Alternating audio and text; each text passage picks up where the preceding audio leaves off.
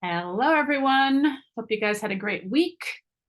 So, today I thought it would be fun to answer some common questions that I get from people. A lot of questions I get are very similar. So, I thought it'd be good to come on here and answer some of those because you guys probably have similar questions. So, I've chosen three questions to answer today, and then I thought I could do this again, that you guys can submit your questions, and every once in a while I'll come on here and I'll do one of these episodes where I answer your questions. Okay, so the first question that I get a lot from people who call me to talk about coaching is, do I have to totally stop drinking? They say, I don't want to totally stop. Drinking's part of my life, but I just feel like I've gotten to the point where I'm drinking more than I want. I don't want to be drinking this much. For some people, that means frequency. So some people, this is what happened to me. I got to the point where I was drinking every single night and I didn't want to be doing that. So some people only want to drink on the weekends. And for other people, it's quantity. People would rather be drinking only one or two drinks a night, and instead they're drinking three, four, or five drinks. For some people, it's both, right? But I wound up, I no longer drink anything. I stopped totally. That wasn't my intention when I got into this. I decided I would stop initially, and then I envisioned that I would go back to drinking, but I just never did. I liked the way I felt, and I didn't see a reason to go back. And that does happen with some people, that they come in saying, I'm not really sure. Either they start by just cutting back and then decide they don't really need it. They hardly drink at all. Other times people decide they want to, you know, kind of go cold turkey at the beginning and with plans of drinking more, and then they find they're fine. But either way, you get to decide what you want to do.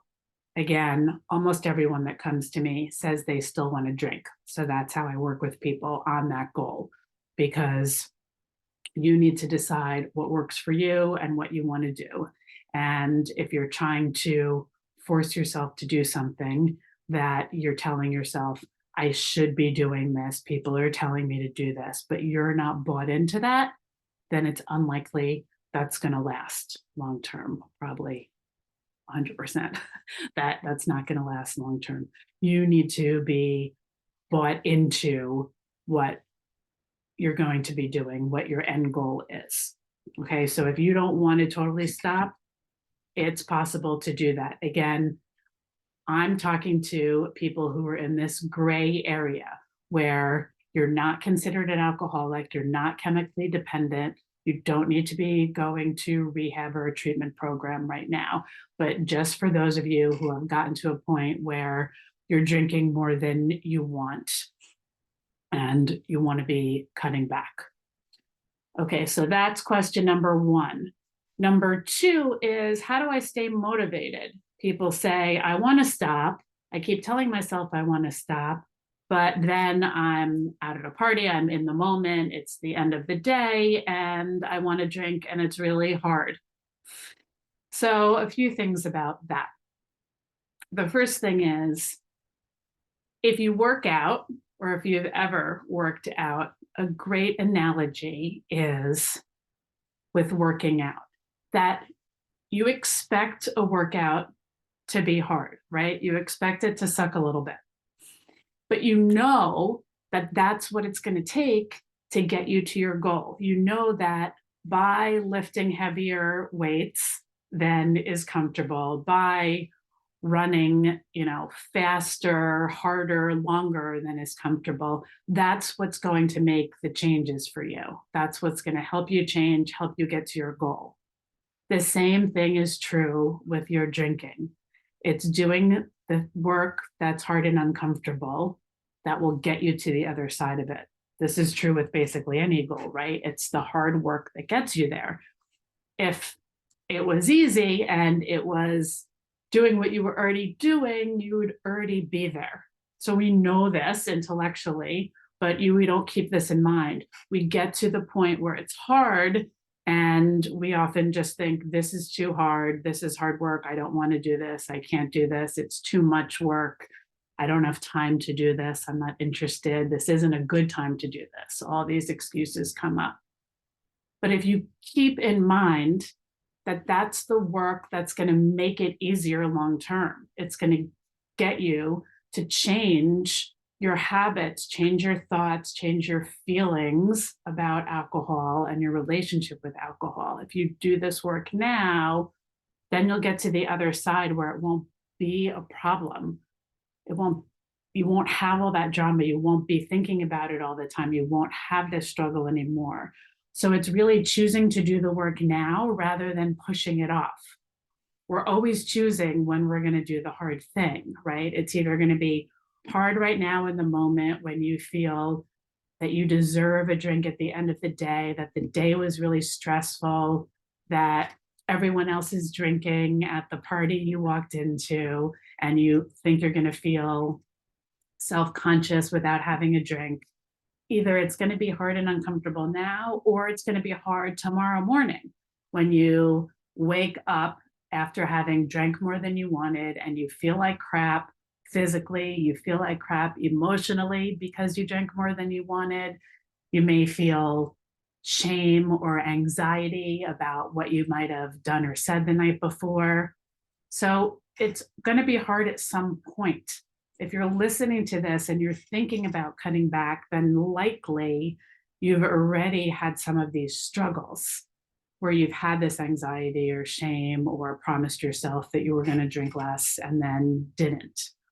So keep that in mind. Keep that in mind at the end of the day when you want to have that drink, when you walk into the party, that if you do the work now, it's going to be easier later.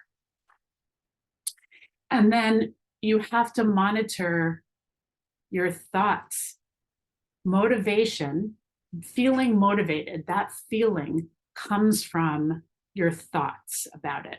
So if you're thinking, this is going to be hard, I don't really want to do this, why can't I drink like anyone else? Everyone else at this party is drinking and having fun, and it's not fair that I can't.